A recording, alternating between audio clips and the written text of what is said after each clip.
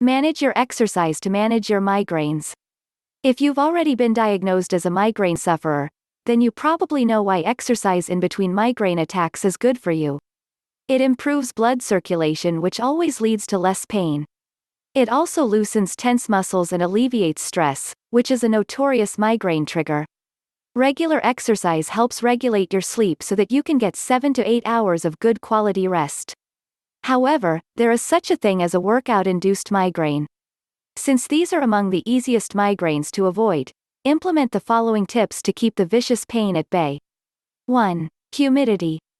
Hot, humid weather is known to trigger migraines. If you live in an area that is particularly muggy, you may want to move all your exercise indoors to a gym. If you don't like the machines, take a class or two.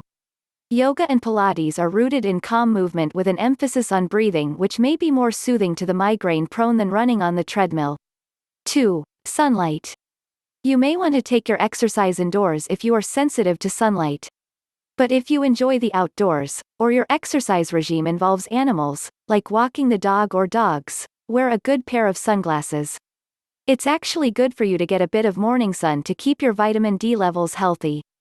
However, your priority here is to avoid migraines. So, monitor how much sunlight affects you. If your workout triggers migraines even under a pale early morning sun, you have to think seriously about giving up your outdoor activities. 3. Type of exercise. This matters a lot.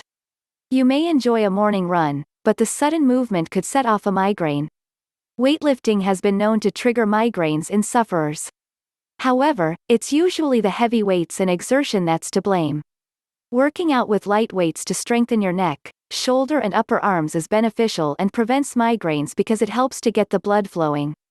Any kind of gym routine, sport where you suddenly have to lift a heavy weight is inadvisable. Tennis is one example. You probably won't have to run as fast if you just play socially, but you're likely to make sudden movements of the head in order to return a serve.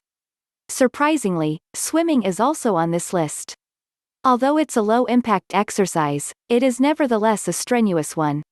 If you notice that you get headaches after a few laps, you know there's a link. The above are not recommended exercises, but that does not mean you cannot do them. It all comes down to what affects you. Since several other factors go into managing your migraines, you may just be able to continue with your favorite exercises if the pain and other symptoms are kept in check. 4. Altitude. Be aware of how high you are above sea level.